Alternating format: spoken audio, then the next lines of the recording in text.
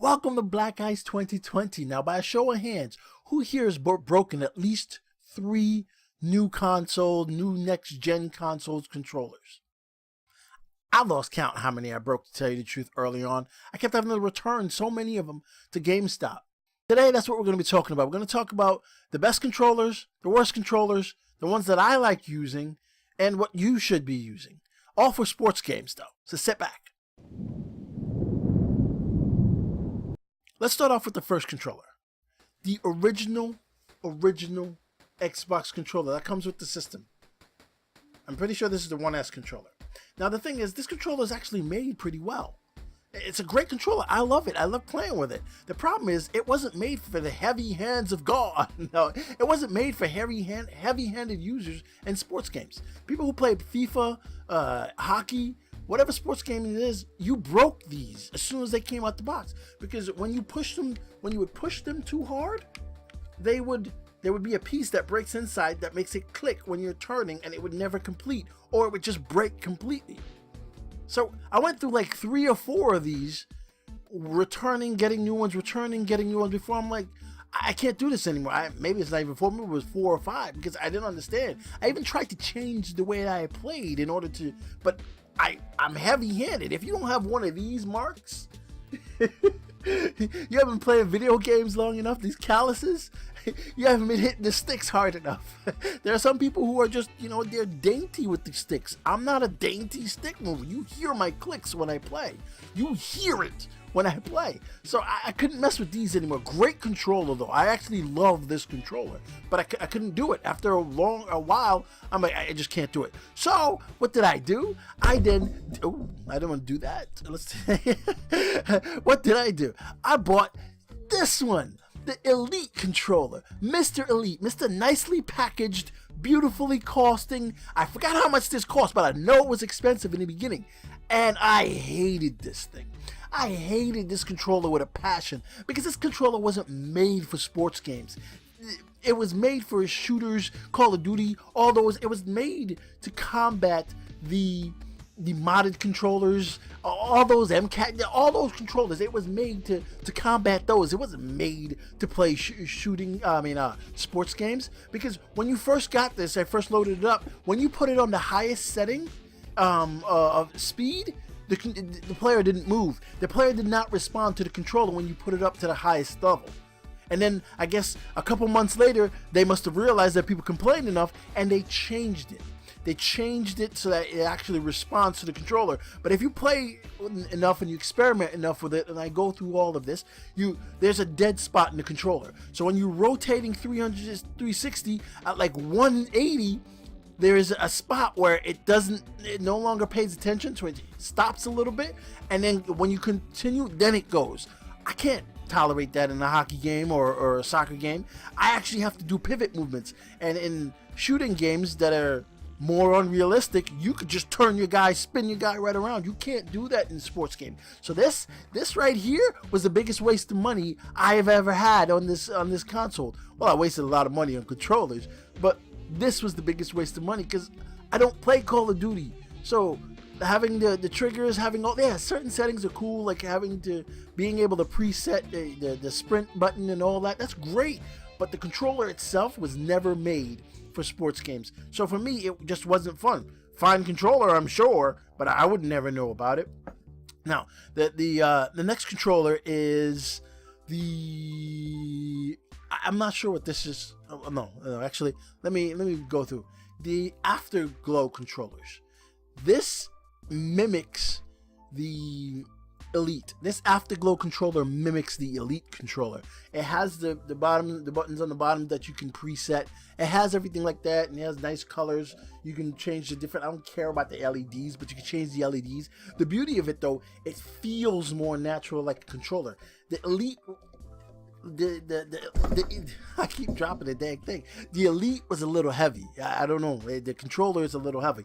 This feels more natural, like a natural Xbox controller in your hands. So, the sticks mimic that of an Elite, so it was okay to use, but it didn't break. My whole thing was that certain controllers didn't break. The Elite didn't break, but it wasn't responsive enough or fit for sports games. This one is kind of in between the Elite and the original controller, and it has cool stuff. You could program the buttons and all that. It's a pretty good controller. I keep it around because I like it. I actually like it a lot when I want to use it certain days. And then there's this controller. Like I said, I went through a lot of controllers. So this controller is, I guess it's a cheap one from Walmart, Target, and all those big box stores. It's called like the Power A, whatever. It's a wired controller. But this thing takes a beating. This thing was meant for sports. It was absolutely meant for sports. Well, not sports, but it was meant for any real gameplay and for sports. Now the other two, hold on, let me get this. The other two, the controller. Before I found the controller that I use now and what I wanted to use, I had this. Now what this is, I'm not sure if you can see it. You can't really see it, but I'll link it better. It's an adapter. It goes into the USB port of the Xbox, and you can use any old Xbox 360 controller with it, or any wired Xbox 360 controller. I like it a lot because the Xbox 360 controller, you didn't break one of them. You didn't break anything. The only thing that happened with the Xbox 360 controller was that you rubbed down the rubber around the left analog stick, so you had to put the covers on the top. That's all that happened with those. Those were phenomenal, and I still have them and I still use it. And this adapter, there was no lag, there was nothing like that, but you could tell at certain points that it was not meant for the Xbox One, meaning sometimes, like if I tried to shoot, it would hold a certain way. It would hold the puck a little bit. It didn't happen often, but you could see it happening once in a while, and then you wouldn't shoot, and it kind of annoyed you. So this I actually like too. I'd say this is probably second, third on the list of my likes. And then there is this one, the Xbox One to PS3 or 4 controller. This one was so you can use the PS3 or 4 controller with the Xbox One. Now, I got all of this stuff. Like I said, I always try to find the best controller because I think controllers really help you and dictate. Hence is why they're modded and all that. So but the PS4 controller, it's just hard to get used to. This was probably the second best one in terms of usage because the PS4 controller, you couldn't use the pad in the middle, but everything else worked great, and it was meant, since it's next gen as well, it worked flawlessly. If I could, deal with the thumb being down here and playing it all the time, I'm sure if I played it enough, I would be okay with this, but I really enjoyed this.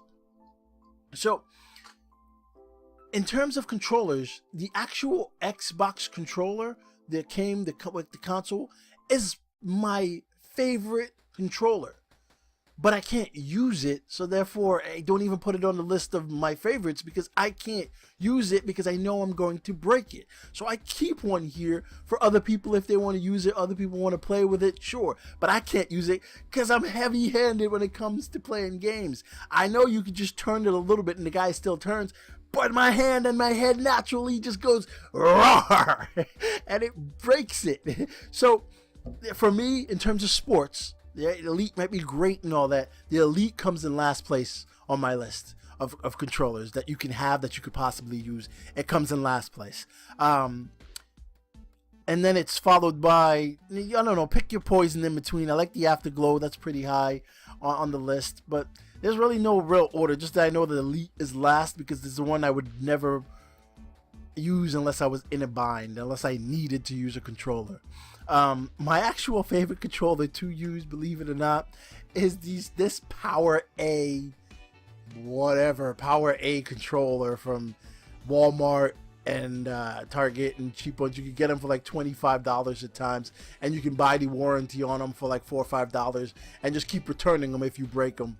But this thing lasts a long time. The movement is crisp.